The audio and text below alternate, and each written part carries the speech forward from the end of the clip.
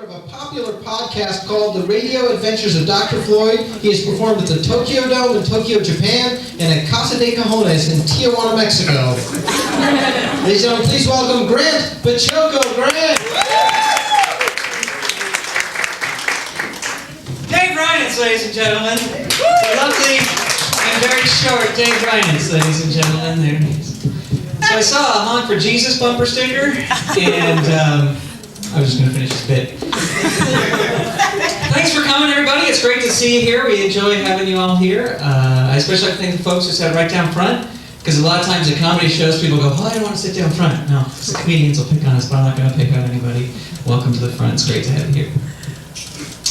Well, what's your name? Melissa. Let's give Melissa a big round of applause for doing this show. Melissa, ladies and gentlemen. That's it. Okay, it's great to be here. I love doing stand-up comedy. It's a lot of fun. The thing I've learned, though, being a comedian for so long, is that you kind of have to watch what you say in certain situations. Because as a comedian, you always want to say the funny thing, like no matter what kind of situation you're in. And I found out that there are some situations where you should just shut up. And I was driving from San Francisco to Los Angeles with my brother, and we were driving down Interstate 5, and a police officer pulled me over. He said 90 plus, whatever that means, a crazy couplingo. But God bless the police officers. I would not want to have that job. It's a tough job. But he did that really stereotypical police officer thing where he walked up to the side of the car, put his arm against the window, and said, "So, what's the rush?" And I had to physically stop myself before I said, "Well, the body in the trunk was starting to smell, and we had to get it home into the ground before it got so I didn't say that. I stopped myself, and he gave me my nice $280 ticket, and as we're pulling away, I lean over to my brother and I go, "This is what I was going to say." My brother goes, "Oh, that would have been funny." But what I would have said is, "We're just trying to get home to your wife before you do, officer."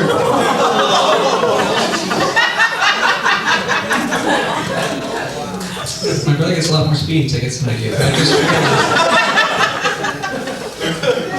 Another situation, I want to be one of those big mega superstars that the kids can look up to, because I think kids need a lot of good role models. So I decided I would live my life in a way that I think kids should live their lives. So the first thing I did was I went out and got an STD test. I never had an STD test before, and I didn't know how to do it, how to go about it. But I listen to Loveline a lot, and on Loveline they say, all right, Loveline. They say go to Planned Parenthood. So I looked up Planned Parenthood online, and it turns out you can make your appointment right online for Planned Parenthood. So I made my appointment for 9 o'clock Monday morning, right when they opened. And let me tell you, 9 o'clock Monday morning at Planned Parenthood, there's some worried-looking people there. A lot of sweating and nail biting. So I got some phone numbers. And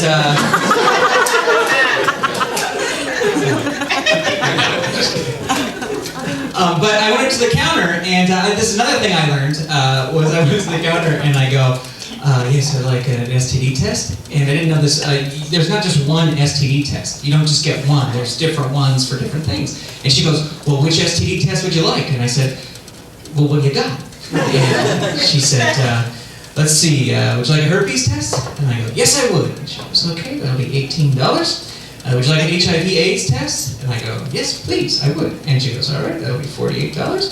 And she goes, "Would you like a chlamydia test?" And I go, "I'm here." And she goes, "Okay."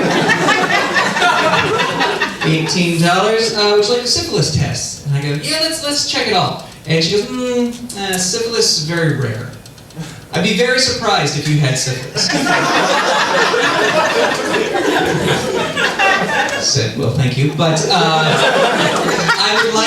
would like to get a test for." And she goes, "All right, let's see, syphilis, $1. $1?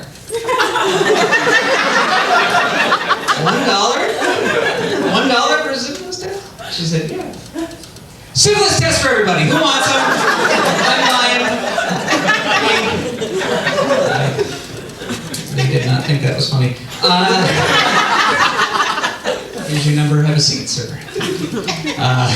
But I just told you that story basically to say, ladies, I'm clean. I don't even have syphilis. I checked 20 times.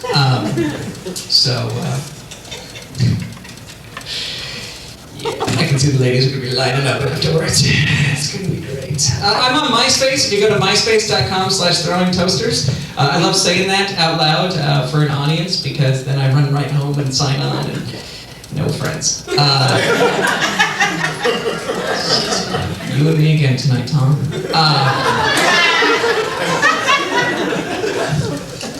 I'm a substitute teacher during the day because I feel megastars should give back to the community, and that's funny, I guess. So anyway, people often go, "You're a comedian and a substitute teacher. You must have so many wonderful, funny stories about the kids." I do this one. I teach in Glendale. And I was teaching a group of fourth graders how to write a paragraph. And I said, when you're done with your paragraph, bring it up to me, and I'll proofread it by reading it out loud. And so this kid finishes his paper, and he brings it up to me, and I go to read it out loud, and it goes, "My trip to Las Vegas. I took a trip to Las Vegas with my family. It took us 4 hours to get there in the car. It was a very long and boring trip. All I did was sit in the back seat, listen to music, and play with myself."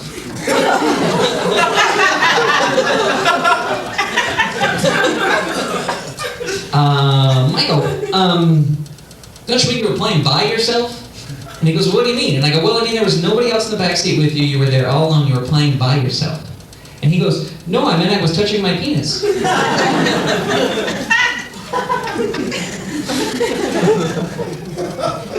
All right, good job. Have a seat. My name's Grant Baciocco. Good night, everybody.